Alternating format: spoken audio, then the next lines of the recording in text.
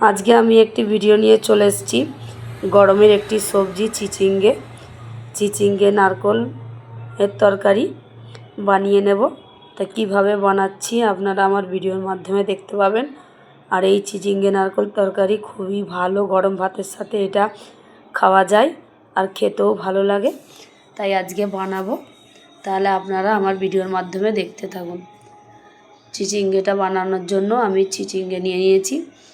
চিচিঙ্গের গাগুলোকে আমি ছুরি দিয়ে ছিলে নিয়েছি।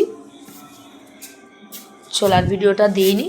এবারে চিচিঙ্গেগুলো মাঝখান দিয়ে কেটে চিচিঙ্গের ভিতরের দানাগুলোকে আমি বার করে নিচ্ছি। একে একে সব দানাগুলো এরকম করে বার করে নেব। ছুরি দিয়েও বার করা যায়, আমি বটির মাথা দিয়েই বার করে নিলাম। বার করে এবারে ছোট ছোট করে কুচিয়ে নেব। এই যে এরকম করে সব বেছে নিয়েছি আগে। এবারে আমি কাজের সুবিধার জন্য একচোটে গুছিয়ে নিচ্ছি, যাতে তাড়াতাড়ি কুচোনো হয়ে যায়। একসঙ্গে গুছিয়ে নিয়ে আমি কুচিয়ে নিচ্ছি।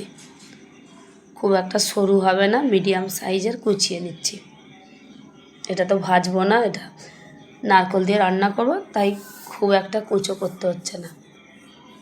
খুব মোটাও নয়, খুব সরুও নয়, মিডিয়ামভাবে কেটে নিলাম। এই যে সব কাটা হয়ে গেছে। এবারে এটাকে আমি একটু নুন দিয়ে কিছুক্ষণ রেখে দেব। এবারে লাগছে একটা নারকোলটাকে আমি কুড়ে নিচ্ছি। ছোট ছোট করে নারকোলটাকে কুড়ে নেব।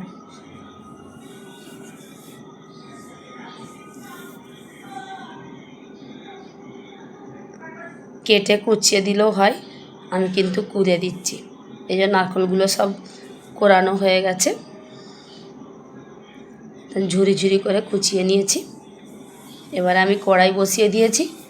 কড়াই বসিয়ে দেব। কড়াইয়ে দিয়ে দিয়েছি তেল। তেলটা খুব ভালো করে গরম হয়ে গেছে।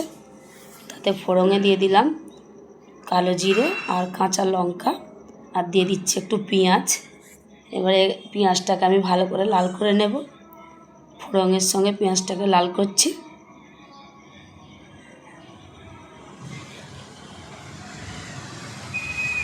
খুব ভালো করে লাল করব। পেঁয়াজটা ভাজলে তরকারির টেস্টটা ভালো হয়। এবার আমি পেঁয়াজের তেলটাকে একটু সাইড করে দিয়ে রসুন দিয়ে দিয়েছিলাম। রসুনটাকেও ভেজে নিয়েছি। রসুন পেঁয়াজ তেল একসঙ্গে ভেজে দিয়ে দিলাম সবজিটা, চিচিঙ্গাটাকে দিয়েও আমি ভাজবো একটু।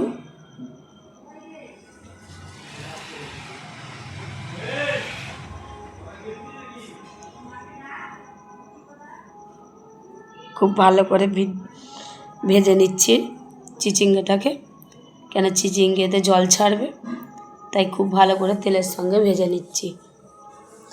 তার উপর দিয়ে দিচ্ছি হলদি। এতে তেমন কোনো মশলা লাগবে না, নুন আর হলুদ দিলেই হয়ে যাবে, তাই হলুদটাকে একটু দিচ্ছি আগে। নুনটা যেহেতু আগে দেওয়া ছিল, একটু নরম হয়ে গেছে, তাই একটু লাস্টে দেবো, নাহলে একদমই গলে যাবে। খুব ভালো করে ভাজা হয়ে গেছে। এবারে আমি দিয়ে দেবো নারকোল কুড়োনোটা।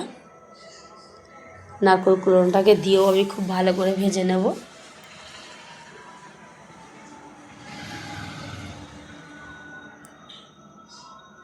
নারকোল, চিচিঙ্গে, পেঁয়াজ একসঙ্গে সব তেলের মধ্যে আমি ভালো করে ভেজে নিচ্ছি।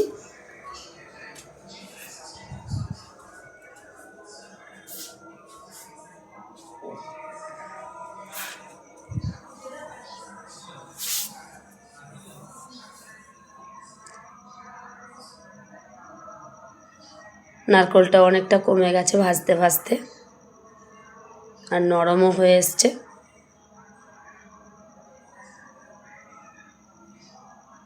যত ভালো করে ভাজা হবে তত তরকারিটা ভালো হয়। খুব ভালো করে ভাজা হয়ে গেছে। এবার আমি একটু জল দিয়ে দিলাম। জলটা দিয়ে এবার হাফ সিদ্ধ করে নেব।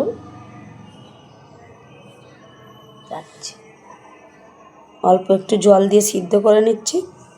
কিছুক্ষণ ঢাকা দিয়ে রেখেছিলাম। ঢাকনাটাকে খুলে আমি আরও একবার নেড়ে দিচ্ছি। এবার উপর দিয়ে দেবো একটু চিনি।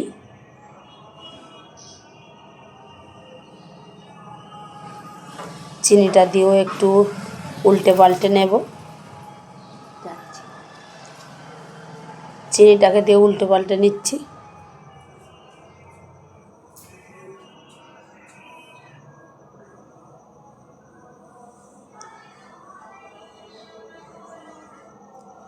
তরকারিটা হয়ে গেছে, আমি ঢেলে নিয়েছি। চিচিঙ্গে আর নারকেল ভাজা গরম গরম ভাতে পরিবেশন করব, আপনারা দেখুন।